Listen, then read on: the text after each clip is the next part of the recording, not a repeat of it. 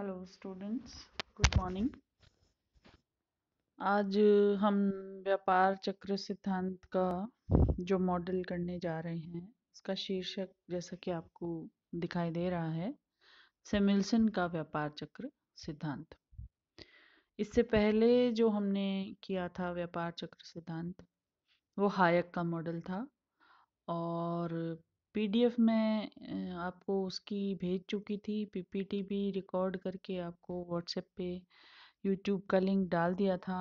और केनेजियन जो principle of trade cycle था वो भी पीडीएफ आपको मैंने सेंड कर दिया था। तो सैमुअल्सन का व्यापार चक्र सिद्धांत चूंकि थोड़ा सा जटिल है इसलिए इस पे थोड़ा ज़्यादा ध्यान देने की ज़रूरत है। परीक्षा की दृष्टि से भी यह बहुत महत्वपूर्ण है। लगभग हर वर्ष कभी हिक्स का व्यापार मॉडल और चक्र सिद्धांत या कभी सैमुअल्सन का व्यापार चक्र सिद्धांत बारी बारी से आते रहते हैं। तो इस तरीके से अपने को इस पे ज़्यादा ध्यान देना पड़ेगा, इसलिए मैंने पीडीएफ के साथ साथ आपकी इसकी पीपीटी वीडियो क्लास भी तैयार की है।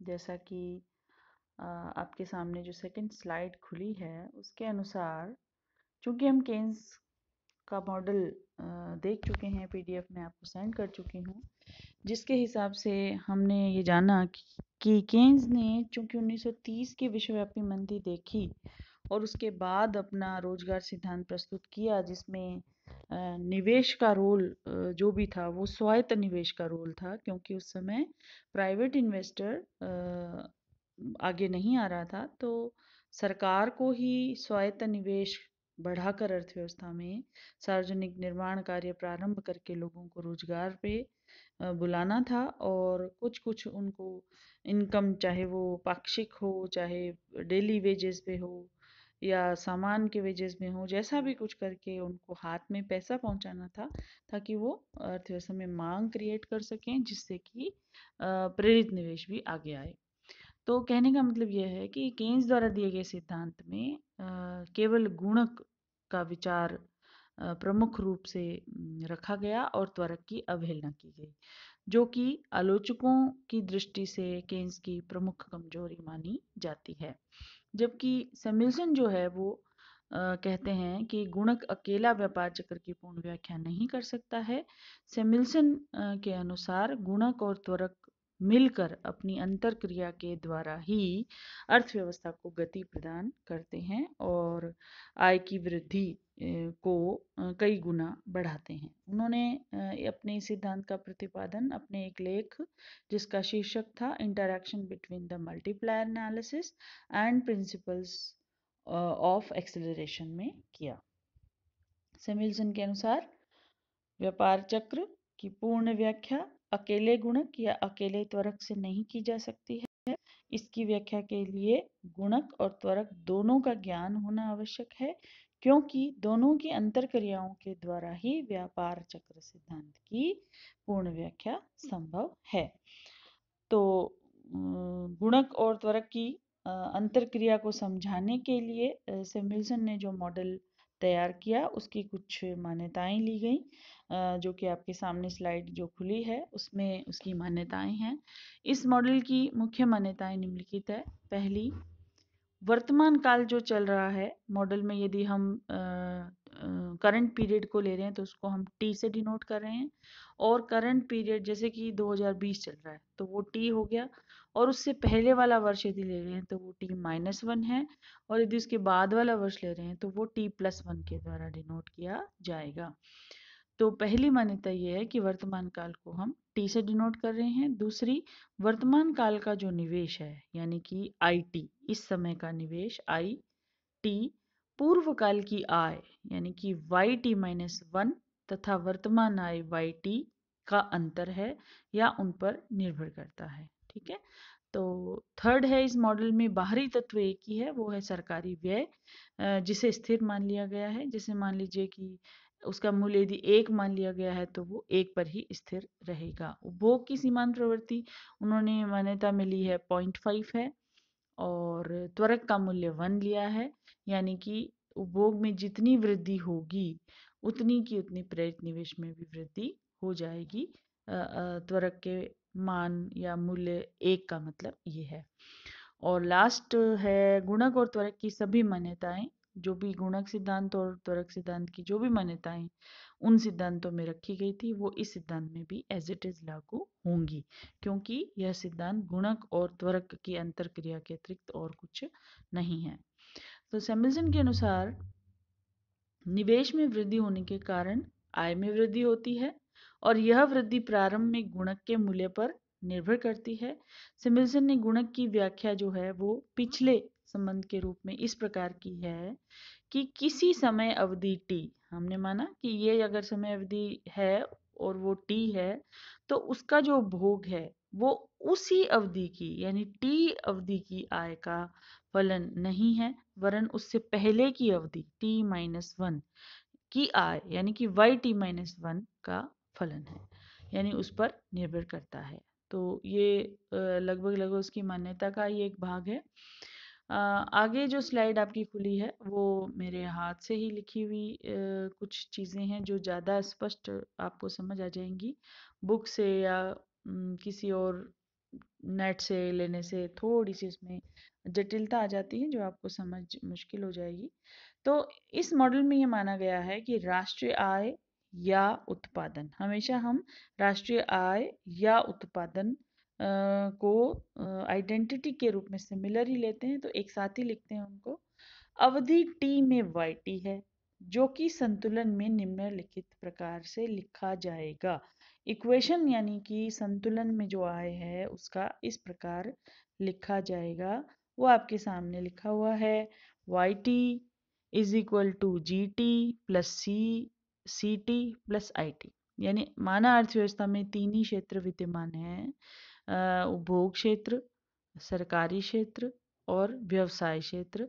तो तीनों से तीन चीजें आती हैं। सरकारी क्षेत्र से जीटी, टी यानी इस समय का सरकारी व्यय, सीटी उपभोग व्यय इस समय का जो कि हाउस होल्ड सेक्टर से आता है, और आईटी यानी निवेश इस समय का जो कि बिजनेस सेक्टर से आता है।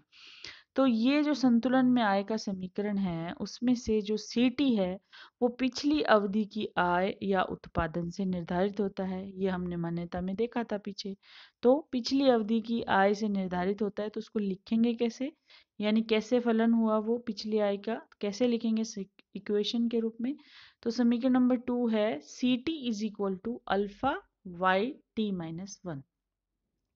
अल्फा यहाँ एक गुणांक है जो कि एमपीसी है, जिसको हम स्मॉल बी से डिनोट करते हैं। आपके सामने स्लाइड पे लिखा हुआ है, लाइन बाय लाइन हम चल रहे हैं, आप इस पे ध्यान दें। C T is equal to alpha Y T minus 1, दूसरा नंबर समीकरण। यहाँ पर अल्फा जो है वो एमपीसी या बी है। एमपीसी गुणांक के रूप में दी होती है जो निश्चित होती है, जैसे 0.75 या 0.8 या 0.9 इस तरीके से।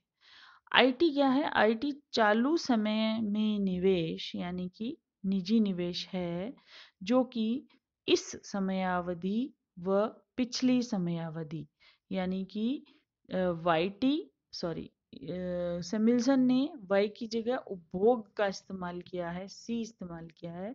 तो आईटी किसके बराबर होगी? बीटा ब्रैकेट में है C T minus C T minus 1। Beta क्या है? एक गुणांक है, तो त्वरक गुणांक कहलाता है। उसकी भी एक निश्चित मूल्य दिया होगा, वो हम बाद में देखेंगे कि अलग अलग जब बीटा अलग अलग समयावधियों में बीटा यानी त्वरक गुणांक दिया होता है तो फिर वो किस तरीके से रिजल्ट देता है। यहाँ हम बीटा त्वरक गुणांक है, सी टी है इस अवधि का उपभोग, और उसमें से हम घटाएंगे माइनस सी टी माइनस 1 पिछली अवधि का उपभोग। तो इस तरीके से हमें आई टी प्राप्त हो जाएगा। तो चूंकि सी टी का मूल्य क्या था ऊपर दिया हुआ है समीकरण नंबर 2 में, चूंकि C T Y T minus 1 का फलन है, अतः सी टी माइनस 1 जो है वो किसका फलन हो गया? उससे भी पिछली अवधि का, यानी टी माइनस 1 की पिछली अवधि टी माइनस 2, तो वाई टी माइनस 2 का फलन हो गया क्या? C T minus 1। देखिए आप अपनी कॉपी पेन लेके रखें, थोड़ा सा इसमें जटिलता है, आप खुद सॉल्व करें, एक एक लाइन खुद लिखें कि आईटी का जो तीसरा नंबर समीकरण है उसमें जो सीटी लिखा है वो सीटी समीकरण नंबर 2 में लिखा है ना। सी टी का मूल्य यानी सी टी किसका फलन है या किस पे निर्भर करता है? सी टी निर्भर करता है इक्वेशन नंबर 2 के हिसाब से अल्फा वाई टी माइनस 1 पे। तो यदि आज की अवधि का उपभोग सी टी पिछली अवधि के आई वाई टी माइनस 1 पर निर्भर करता है, तो पिछली अवधि का उपभोग सी टी माइनस 1 किस पर निर्भर करेगा? उससे भी पिछली अवधि की आय पर निर्भर करेगा। यानी अब मैं इसको सन में समझा देती हूँ आपको। 2020 का जो सीटी है जो अभी समय चल रहा है वो 2019 की वाई पे निर्भर करेगा। तो हो गया वाई टी माइनस 1 क्या होगी 2019, और खुद सी टी माइनस 1 यानी उस पिछली अवधि का उपभोग उससे पिछली अवधि के आय पे निर्भर करेगा। तो सी टी माइनस 1 किसका फलन हो गया या किस पे निर्भर करेगा? वाई टी माइनस 2 पे। यही सब लिखा हुआ है आपके सामने। चूंकि C T Y T minus 1 का फलन है, अतः सी टी माइनस 1 जो है वो वाई टी माइनस 2 यानी 2018 की अवधि की आय का फलन होगा। अतः अब हम इसको सॉल्व करने जा रहे हैं। समीकरण नंबर 2 और 3, 2 में वैल्यू है सी टी की और 3 में वैल्यू है आई टी की। इसको हम समीकरण नंबर 1 जो ऊपर लिखा हुआ है Y T is equal to ji T plus C T plus I T उसमें रखने जा रहे हैं। तो हमें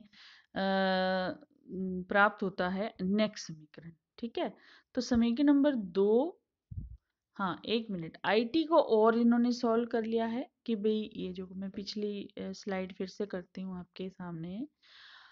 आईटी का जो समीकरण नंबर 3 लिखा हुआ है beta C T minus C T minus 1 है ना, इसी को यदि हम आगे देख रहे हैं, आईटी क्या है बीटा, अंदर जो सी टी है, सी टी किसका फलन है अल्फा वाई टी माइनस 1 का, और bracket minus alpha Y T minus 2 कहाँ से आ गया सी टी माइनस 1 का।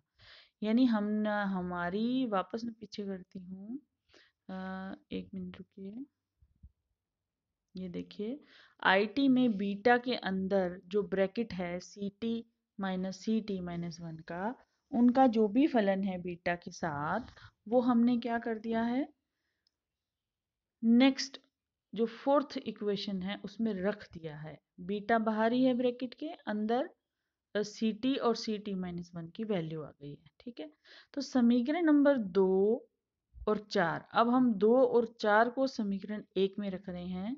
मैंने एरो लगाया हुआ है।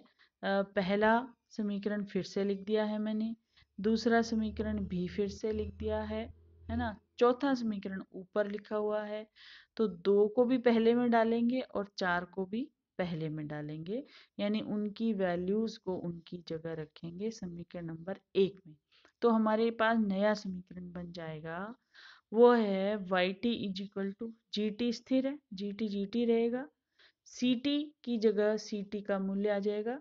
ठीक है, और जो ये सी टी का मूल्य लिखा हुआ समीकरण नंबर 2 वाला वो आ जाएगा, प्लस बीटा समीकरण नंबर जो फोर्थ है वो इसमें आई टी की जगह एडजस्ट हो जाएगा। तो समीकरण जो पूरा का पूरा बदल कर आपके सामने है वो है Y T is equal to ji T plus alpha Y T minus 1 plus beta alpha Y T minus 1 minus alpha Y T minus 2। बहुत ध्यान से एक एक लाइन को जब आप खुद सॉल्व करेंगे कॉपी पे, थोड़ी बहुत मैथ्स आपकी अच्छी होनी चाहिए इसके लिए, लेकिन ये है जैसा है इसको सरलतम रूप में सिर्फ इसी तरीके से लिखा जा सकता है। बाकी बुक्स में आपको और भी ये जटिल मिलेगा, इसलिए थोड़ी सी आपको इस पर प्रैक्टिस करनी पड़ेगी। अब हमने इसी को ही सॉल्व कर लिया है, वाई टी में जो भी हमने वैल्यूज डाले उसको सॉल्व कर लिया है। जैसे मैथ्स में हम कॉमन कॉमन होता है अगर दो पदों में, तो कॉमन को बाहर ले लेते हैं और दोनों पद अंदर सॉल्व हो जाते हैं ब्रैकेट में, सेम वही चीज़ है। Y T is equal to ji t रहेगा, plus alpha Y T minus 1 common है इसमें। ठीक है, alpha Y T minus 1 common है, तो नीचे आप देखें अल्फा वाई टी माइनस 1 हमने कॉमन ले लिया, अंदर क्या बच गया, भाग दिया अल्फा वाई टी माइनस 1 में अल्फा वाई टी माइनस 1 का, तो 1 प्लस वो सारा कैंसिल हो गया और बीटा का बीटा रह गया minus beta alpha Y T minus two, क्योंकि वो टी माइनस टू का पद बिल्कुल अलग है इसलिए वो ऐसा का ऐसा रह गया। तो इस तरीके से ये पेज जो है सिमिल्सन मॉडल का वो इक्वेशनली एक्सप्लेनेशन के लिए ज़रूरी है। चाहे छोटे क्वेश्चन में आए तो भी आप इससे काम चला सकते हैं, बड़े में आए तो बड़ा क्वेश्चन तो अपना चल ही रहा है। तो इस तरीके से मैंने इसको बॉक्स में डाल दिया है। कोई भी न्यूमेरिकल सवाल आए तो आप उस न्यूमेरिकल सवाल के जो भी वैल्यूज़ दे रखे हैं वो इस वाली लास्ट वाली बॉक्स वाली इक्वेशन में पुट करके आप सवाल सॉल्व कर सकते हैं। तो ये सवाल दिया हुआ आपके सामने एग्जाम्पल, जी टी दे रखी है, वाई टी माइनस वन दे रखा है, वाई टी माइनस टू दे रखा है, अल्फ़ा की वैल्यू यानी एम पी सी जो है वो दे रखी है, त्वरक गुणांक आपको 2 दे रखा है और पूछा है चालू समय में यानी वाई टी को निम्न प्रकार ज्ञात किया जा सकता है। कैसे ज्ञात किया जा सकता है? तो उसका उत्तर है निम्न प्रकार से ज्ञात किया जा सकता है। जो बॉक्स में आपका इक्वेशन था उसी में ये सारे वैल्यूज पुट करके ये सवाल हल किया हुआ है। तो आप इसकी भी प्रैक्टिस कर लेना कि इस तरीके से अगर छोटा न्यूमेरिकल सवाल आए सेक्शन बी में या ए में तो आप इसको कर पाएँ।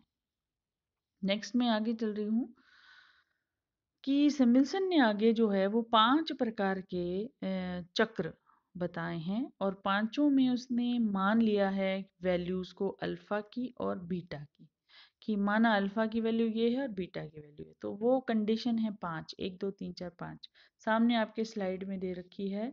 यदि 5 स्थितियां हैं 1 2 3 4 5, तो 5 तरह के वैल्यूज माने जाने पर 5 तरह के व्यापार चक्र पैदा होंगे। नंबर 1 पहला क्या है? अल्फा 0.5 है, बीटा 0 है तो वो चक्रहीन पथ कहलाएगा। नंबर 2 है इफ अल्फा 0.5 बीटा 1 बीटा बढ़ गया तो वह परिमंदित उतार चढ़ाव कहलाएगा। तीसरा है अल्फा 0.5 अगेन बीटा और बढ़ गया 2 हो गया तो वह स्थिर विकास के साथ उतार चढ़ाव कहलाएगा। इफ अल्फा इज 0.6 और बीटा इज 2 तो विस्फोटात्मक चक्र बन जाएगा, क्योंकि इसमें अल्फा भी बढ़ गया है यानी एमपीसी का मूल्य भी बढ़ गया है और बीटा भी 2 है। और लास्ट है इफ अल्फा इज 0.8 और बढ़ गया जस्ट 0.2 के हिसाब से और बढ़ के 0.8 हो गया और बीटा जस्ट डबल हो गया 4 हो गया तो फिर चक्रहीन विस्फोटक पथ अर्थव्यवस्था में पैदा होगा जो काबू ही नहीं आएगा। तो इनको पांचों को यदि हम डायग्रामेटिकली देखें तो आपके सामने जो जो स्लाइड खुलती जा रही है वैल्यू वही हैं जो उस टेबल में दिए हुए हैं। तो किस तरह का चक्र पैदा होगा उसको हम डायग्राम में जब ढालेंगे तो हमें किस तरह का कर्व प्राप्त होगा वो आपके सामने पहली स्थिति में जब बीटा 0 है तब आपको जो प्राप्त हो रहा है वो है ओ वाई, जो आय का वृद्धि का जो पथ है वो ओ वाई है। एक्स एक्स पे हमने टाइम लिया है तो ओ वाई जो है वो स्थिर गति के साथ ऊपर बढ़ता हुआ पॉजिटिव ढाल वाला व्यापार चक्र है जिसको क्या नाम दिया गया है, मैं वापस पीछे कर देती हूँ। एक मिनट,